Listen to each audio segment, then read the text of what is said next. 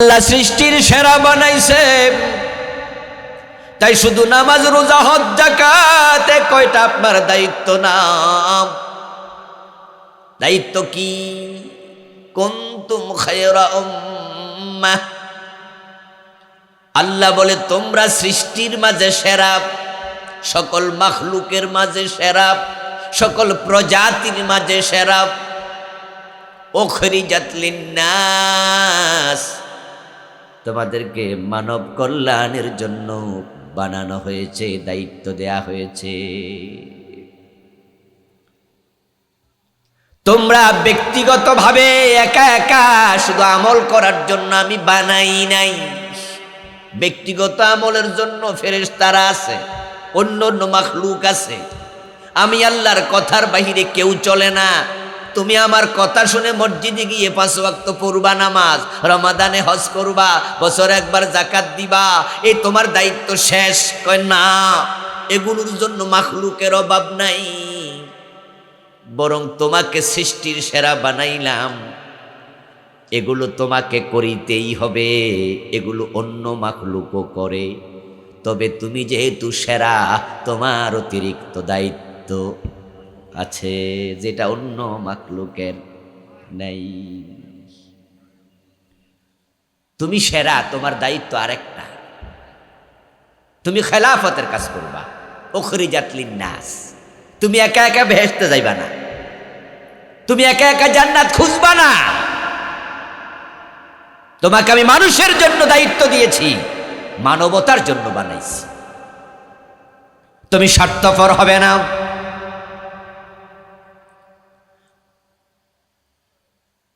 তা'মুরুনা বিল মা'রুফ, সৎ কাজ তুমি করবে এবং অন্যকে সৎ কাজের আদেশ করবে।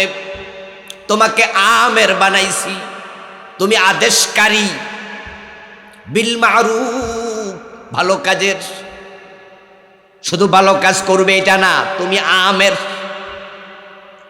ওয়া তানহাউনা আনিল মুনকার, শুধু অন্যায় পরিত্যাগ করবে না, অন্যায় যেখানে দেখবা সেখানে তোমাকে বাধা দেওয়ার দায়িত্ব দিয়ে পাঠাইছি।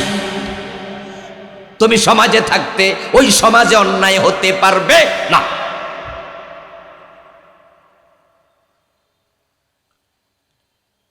ক্ষেতের মাঝে ধান লাগাইয়া বাড়িতে বসে থাকা কৃষকের দায়িত্ব নয়। মাঠের মাঝে ফলন লাগাইয়া, বীজ লাগাইয়া, তারপরে মাঝে মাঝে যায় পরিচর্যা করবে, আগাছা হলে টেনে তুলে ফেলবে। অন্যের গরু এসে তোমার ক্ষেত খায় কিনা বেড়া দেবে, যখন প্রয়োজন হয় ক্ষেতের মাঝে সার দেবে, পানি শুকাই গেলে পানি দেবে। তারপরে তুমি কৃষক, শুধু ধান লাগাইয়া বাড়ি যায় ঘুমাইয়া থাকবা, তুমি আদর্শ কৃষক না। শুধু নামাজ কালাম নিজে নিজে করবা, সমাজে সুদ চলবে, গোশ চলবে, দর্শন চলবে, খুন চলবে, জেনা চলবে, ব্যভিচার চলবে। আল্লাহর আইন বাদ দিয়া মানুষের আইনে দেশ চলবে, আর তুমি মসজিদে সেজদা ঠুকবা, এটা তোমার দায়িত্ব নয়। তুমি খলিফা। ওয়া তানহাউনা আনিল মুনকার ওয়া তু'মিনুনা বিল্লাহ, এই কঠিন কাজ তোমাকে দেওয়ার পরে আল্লাহ বলে তুমি আল্লাহর উপরে ঈমান আনবে। এই কাজগুলো যে করে প্রকৃত অর্থে সেই ঈমানদার হয়।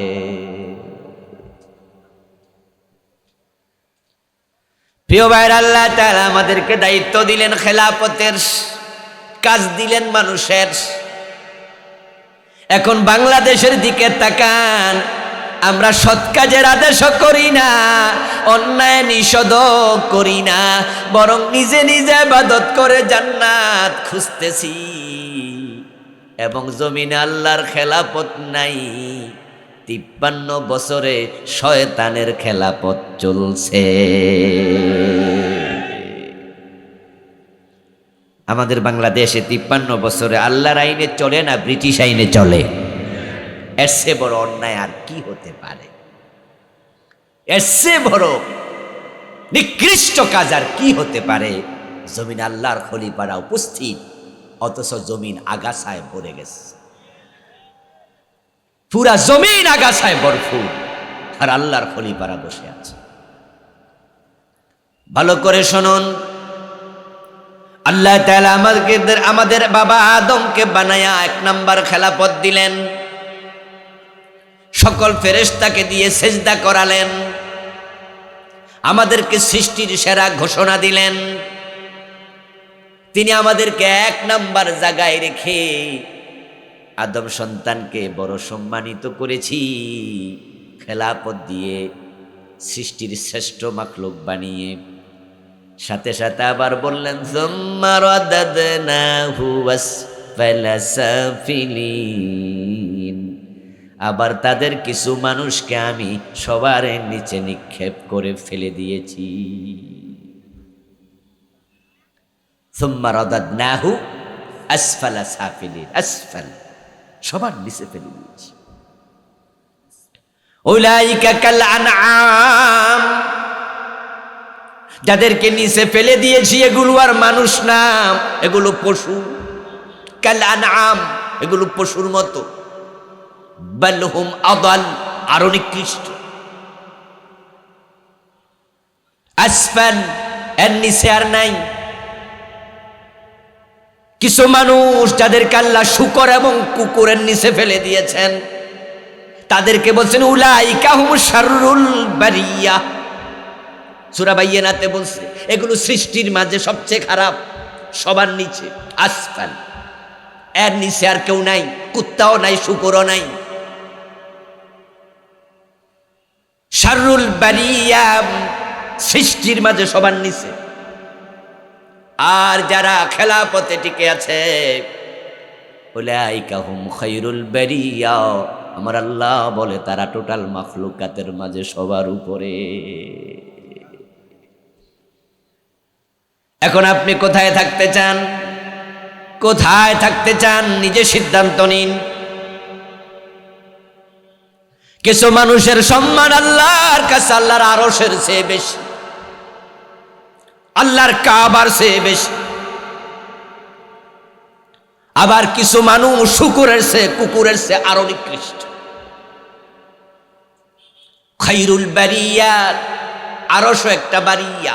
বারিয়া মানে মাখলুক। আল্লাহ খালেক, আরশ মাখলুক। আল্লাহ খালেক, কাবা মাখলুক।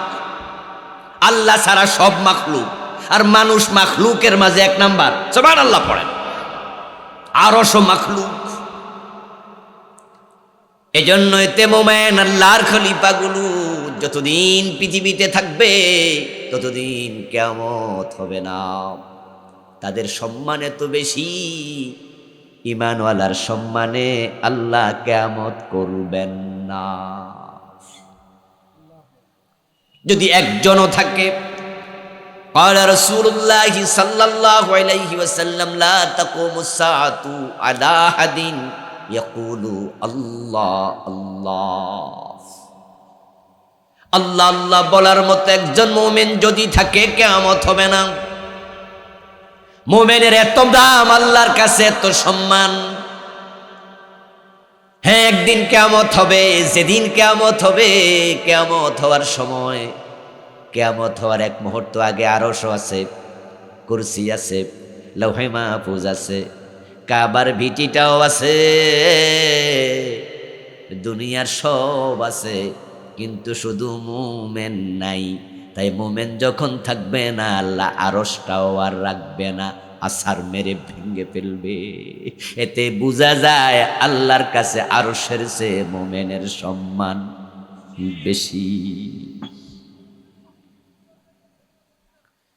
উলাইকা হুম খায়রুল বারিয়া, তারা সৃষ্টির মাঝে 1 নাম্বার।